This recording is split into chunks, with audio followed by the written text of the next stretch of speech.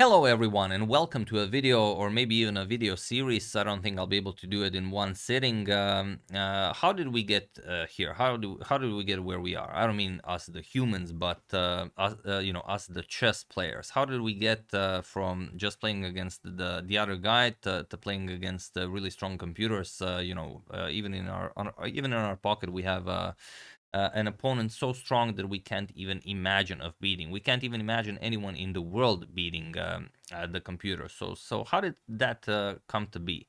Who's responsible for that, and when did it all began? To answer that, we have to go back some. Well, not a century, but a little less than that. And there were attempts throughout chess history to make money and to impress people with sort of chess mechanical units. Everyone is familiar with the mechanical Turk, where a strong chess player would climb inside the mechanical unit and use the mechanism to operate the machine and then make the moves. And you would of course make money. You would go to fairs. People would challenge the mechanical Turk, and he would beat you at chess. And it's not really what we are looking for here. While it is actually a mechanical unit moving the pieces, it's not the mechanical unit deciding on the moves. It's actually a human inside the machine making the moves. But the first ever machine that was created that played the moves, or rather the first ever algorithm that was created was Turochamp, devised by none other than Alan Turing here. And probably if you have heard of Alan Turing, even just by, going to high school and maybe learning of the Turing Test. But I've learned that there's even a movie made about Alan Turing and his life and, his assistance in cracking the Enigma code. And yeah, it's actually very, very interesting, but not the topic of this video. But I will give you a brief insight on that. So in 1938, he started creating a sort of another mechanical unit similar to the Polish bomba kryptologiczna that was used to decipher the Enigma code. This is the Enigma machine. And this was used by German soldiers in the field during the World War to encrypt and decrypt messages and communications. So while the Polish bomba kryptologiczna was able of deciphering those messages, it was too dependent on a mechanism that the Germans will easily change. So it wasn't really a long-term solution. And that's where Alan Turing comes in with his team, and he devises a similar unit called the Bombe, and over the course of 2 years he really he really advances it and makes it very successful in cracking the code. And it's very useful. I mean, when you have it's World War II, if you have a ship carrying a lot of weapons or a lot of food or even people, you don't want that ship intercepted. So cracking code was definitely a big help. But while that story is fascinating in itself, and I haven't watched the movie yet, I will. I didn't want to spoil my video by watching the movie first, and I don't know if there's any chess in the movie. I would be very sad if they made a movie about the life of Alan Turing without including chess. But you never know. It all depends on whether the director is a chess fan or not.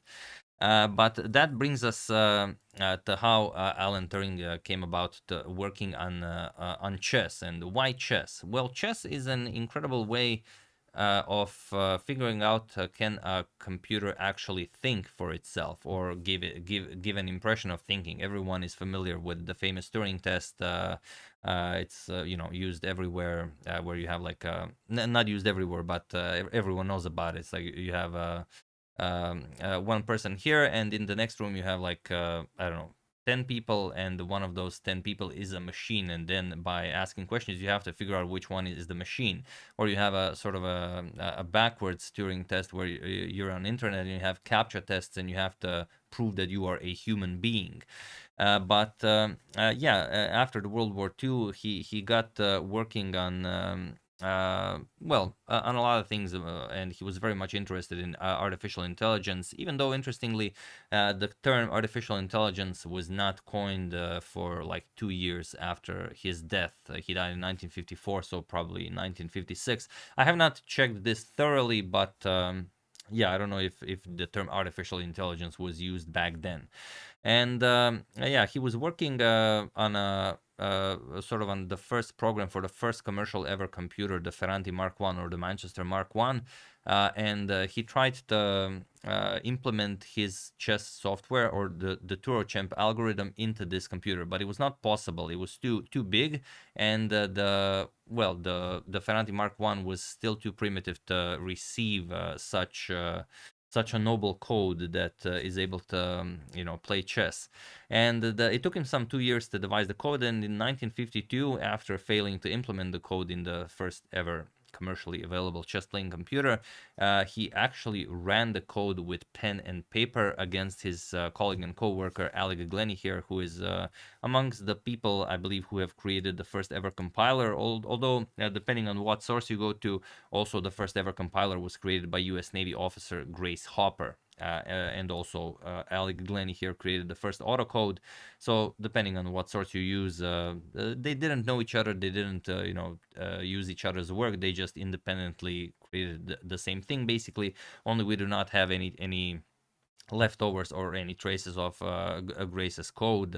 So I believe that's why Alick Glennie is considered the first to create it. But okay, not really relevant to this. Just thought I'd mention it. So let's check it out. And very important is that this game, as it was the algorithm was run by pen and paper by Alan Turing himself, took several weeks to complete. I mean, that's long, but it was very necessary, because how did the algorithm assess the positions? To give you a simplified explanation, it would, for example, first move, it's Turochamp's move, and it has to decide which move to make. You have you have several options. You have to decide each and every one of them, and the algorithm, in fact, did consider every possible move. So he considered A3, A4, B3, B4, C3, C4, D3, D4, knight moves, knight F3, knight A3, knight to F3, knight to H3, sorry, knight C3, knight A3. So every possible move was considered, and then every position after each of those moves was attributed a certain amount of points, and the points were attributed to how well your pieces were protected, how mobile were your pieces. For example, if you played H3, your bishop's mobility hasn't really increased, but if you played E3, the mobility of the bishop definitely increases, and thus that position is granted more points. And also, how vulnerable is your king, how easy it is to attack your opponent's king, how are you attacking any of your opponent's pieces, are you able to capture any of your opponent's pieces. So there are many steps to the algorithm, and different points were attributed. And I believe this is the first time ever that anyone attributed points to the pieces, sort of to evaluate the position in this particular manner. So give the pawn 1 point, give the knight 3 points, give the rook 5 points, give the queen 10 points. I don't know if it was done before, but that is the point system that was used also in evaluating the position. Even though from experience now you know that the queen sometimes is worth 0 points, sometimes it's worth all the points. That doesn't really matter. But in a way to make it simple for the algorithm to make a move, such a system was needed. And the way Alan Turing describes it, it wasn't gonna play an incredible game. It will use a heuristic approach, and it will make a viable move. It will not make the greatest move, but it's not going to make the dumbest move either. So let's check it out. This is this Turochamp's game against Alick Glennie, Alan Turing's co-worker and colleague. Let's check it out. Pawn to e4 by Turochamp, and makes sense. This gives the bishop a lot of mobility, so naturally the position is given more points than the other positions. e5, knight to c3 now. Okay, also what Steinitz said, knights go into the game before bishops. Knight to f6, and now pawn to d4. The game was played in 1952, also the same year that Alan Turing died, with d4 and bishop to b4. Now this move, although it makes sense from a human standpoint, today it is a well-known blunder. because it's very easy to exploit this. D captures on e5, knight captures and queen g4, and already black is in a lot of trouble. Even if you capture, let's say, nc3, queen captures here, you have to move back the knight.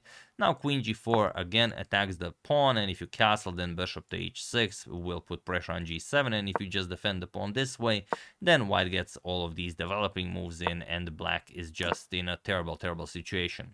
But okay, Turochamp was unable to see that far. Knight to f3 was played. We have d6 and now bishop to d2. So just a rapid development. Knight to c6 and now pawn to d5.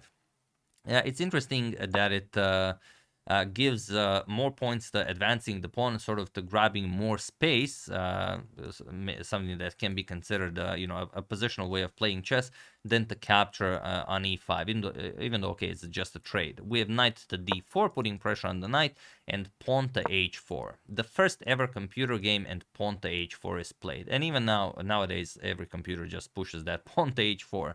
So bishop to g4, and now look at this, pawn to a4. Probably the logic the engine had, or the algorithm had, that while the pawns were on h2 and a2, the rook really isn't useful. But here, I mean, the rook is controlling h2, h3, guarding h4. You are controlling g5, now you're controlling b5. You're controlling a lot of squares, and controlling squares is definitely something you should go for when playing chess. So okay, knight captures on f3 with check, g captures bishop to h5, and now bishop to b5 with check. Rapidly developing, c6, and now d captures on c6. We have castles, and now c captures on b7, rook b8 and bishop to a6, defending the passed pawn on b8 on b7. So queen a5 going after the bishop, and queen to e2 defending the bishop. So you can see that pretty much every move is tailored towards just controlling more squares. Knight to d7, and now we have rook to g1. We have knight to c5. Glenny also goes after that white king. Now everything is here. Preparing for an attack. If the rook moves, you might even consider capturing on c3, maybe eliminating the a4 pawn. Rook to g5, attacking the bishop, bishop to g6, and now bishop to b5. Interestingly, bishop to c4 would have been much better, just stopping the f pawn and preparing pawn to h5. But here bishop to b5 was played, knight captures on b7, and now queenside castles. And now, okay, you don't wait, you will capture on c3, but first knight back to c5, bishop to c6. Now again, bishop to c4 was much better, but Turochamp seems to be more interested in controlling more space by putting the bishop on d5, also centralizing your piece.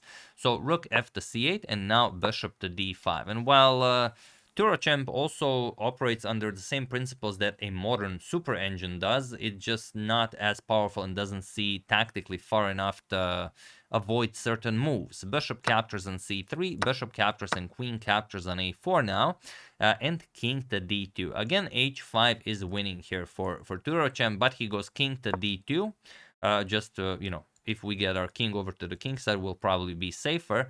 Now comes knight to e6, attacking the rook, and the rook to g4. Knight to d4 now, putting pressure on the queen, even though rook captures on b2 is just crushing here. Turochamp not able to see that because, well, you just break through and there's no defense here. If bishop captures, then you have the c2 pawn hanging. So knight to d4 was played. Alick finds a similar idea. Again, if the bishop moves, the c2 pawn will be captured. But now there's queen d3. And the game continues. We have knight to b, again, rook captures on b2, by far the strongest, but he misses that. Knight to b5, bishop to b3, and now queen to a6. Or like I said, the game was played over the course of the few weeks, so maybe he even considered the move and he found the line, but then after, Turochamp found the reply, maybe he just forgot about it. But okay, bishop to c4, we have bishop to h5, and now rook to g3. And here queen to a4, where white is again in a very, very strong position here. If bishop to b3 is played and the queen moves, then you have all sorts of ideas. Rook g5 attacks the bishop. Now bishop g6 will be met with pawn to h5, and g6 you can just sacrifice the rook and go rook g1 check. Once the king moves, f4 blasts open the position, and white will be winning this. But again, too far ahead for Turochamp. Bishop captures on b5 was played, queen captures on b5, and now here I refuse to believe that next move was played by the algorithm, because there are many moves, and we've seen that the algorithm made some very impressive moves here. But you could double up rooks here, nothing wrong with that. You could play king c1, improve the safety of your king. The b2 pawn is nicely defended by the bishop. You could play queen captures on b5, just trade queens and play a nice calm game. But here instead queen captures on d6 was played. And okay, if you're allowed king to c1, your position is still great, but here the Turochamp just ran into rook to d8, and he was in this position on move 29 that Turochamp resigned the game. So one possible thing is that Turing was just, fed up with the game, taking weeks and everything, and he said, I mean, let's just end the game. We've seen the software works, it makes good moves, it's problematic for you to force your will onto the damn thing. Let's just end the game. So I think maybe that's why queen to d6 was played. I can't imagine that the same algorithm that played this game, okay, maybe missed a couple of moves where you had to see 5 to 6 moves ahead, but missing queen to d6, I just don't buy it. So that's the game. This is the first ever game that was played by not a computer software, but by an algorithm that was sort of written for the Ferranti Mark I, but was unable to run it, and the program never actually was ran on a computer. Until, and that's the next game that we are going to show, until 2012. It was the centenary of the birth of Alan Turing, and the software was finally ran on an engine, and there was an entire exhibition where you could see a lot of things from Alan Turing's life, and the opponent for the chess playing software was none other than former world champion Garry Kasparov. As you as you might have imagined, I've accidentally shown you. So let's check it out. And yeah, it's very, very much different now. You've seen how the software reacts to a lesser opponent, Alick Glennie, but now we will see how it faces off against, well, arguably one of the strongest players to ever play the game, Garry Kasparov. So let's see. Pawn to e3. Turochamp goes for the Van Cruyss opening, and now knight to f6. I don't know the exact time the computer needed to make the moves, but I imagine it was less than, a few weeks for the game. Knight to c3. We have pawn to d5. Kasparov strikes in the center, and now knight to h3. Trying to get Kasparov to capture the knight, but instead Kasparov just grabs the full center, pawn to e5. And it wasn't the exact code that Alan Turing had, but it had to be recreated. The code was lost over the course of the years. So queen to f3, going for some incredibly rapid development, knight to c6, and now bishop to d3. So look at this, just incredible rapid development, even offering a piece for those two central pawns. And Kasparov goes for it. e4, we have bishop captures, d captures, and knight captures on e4. So 8 pawns Turochamp, 6 pawns Kasparov, but Kasparov is up a piece. We have bishop to e7, knight to g3, and Kasparov just castles. Castles by Turochamp as well, and the bishop to g4 now, chasing away the queen. Queen to f4, and now bishop to d6. The queen has to move back, queen to c4, and now Kasparov just plays bishop captures on h3, g captures on h3, and queen to d7. Kasparov's idea is, of course, queen captures on h3, knight to g4, and queen to h2 checkmate. And with the bishop nicely placed on this diagonal, it's hard to find a refutation for this. So pawn to h4 was played again, with the pawn to h4, queen to h3, and now pawn to b3, preparing to fianchetto the dark square bishop. But there's a saying, you don't play chess when your house is on fire, and well, Turochamp's house definitely is on a fire. Kasparov plays knight to g4, threatening mate in 1. Rook to e1, making room for your king, but it will only prolong the game for one move. Queen captures on h2 was played, king to f1, and queen captures on f2 checkmate. And that's how the game ended. So it took Alick Glennie 29 moves, and that very, very, questionable queen captures on d6 move to take down Turochamp, but a software that was run on pen and paper, and it took Kasparov only 16 moves to take down the software being run on an actual computer. And in 2012, computers were fairly, fairly strong. So still, humans could beat the strongest engines. But yeah, okay, this was not the strongest engine. This was This was the first ever software written for a chess playing computer, Turochamp. And Kasparov said that well, it's not the best, but the software did play a recognizable game of chess. And he said, I suppose you might call it primitive, but I would compare it to an early car. You might laugh at it at first, but still an incredible achievement. So there you have it. This is the first time a former world champion, faced off against the first ever code that was written for a chess computer that was never implemented on a chess computer. Like I said, as Alan Turing was unable to implement it on the Ferranti Mark I, yeah, the first ever game played by a computer, or rather by an algorithm, is this one, Alan Turing versus Alick Glennie in 1952. It was played in Manchester, where they worked, and well, that is basically where our journey begins. So if you guys want to learn more, I'm definitely up for creating sort of a series where we go from this game all the way to AlphaZero, Leela, Chess Zero, and modern neural networks that we have nowadays, to see what kind of a journey it was. I could make it like a maybe 10 series video or something like that, if you would like to learn more. But yeah, I think I pretty much mentioned everything that I wanted to. Probably I forgot something important, as I usually do, but feel free to fill me in the comments if you have anything interesting on any of the topics that I mentioned. And also do check out our app for improving at chess. Improve will be the first link in the description below, and also parts of this video will be put in there in little snippets, so they're more easily digestible if you guys enjoy that as well. But yeah, do check it out. We've improved it quite a lot. We've added a lot of stuff, so give me your comments on that as well. And that's pretty much it. Yeah, that's where our journey begins with Alan Turing, someone who is not familiar for this, but rather for breaking the Enigma code. But he was, a very, very versatile man, and well, he also did a lot for chess, computer chess. So yeah, that's the game. Hope you guys enjoyed it, and a little bit of info about chess history and computer chess history. I would like to wish a very happy birthday to Caroline A, and I would like to thank Anna Petanovic, Robert Kiefer, Welsh fan, and Frank Pluy for your contribution to my channel. Thank you a lot, I really appreciate it. As usual, you can check 2 of my previous videos here. Thank you all for watching, and I will see you soon, continuing to check up on your wonderful suggestions and whatever else happens in the chess world. So thank you all, I will see you soon, and have an excellent rest of your day.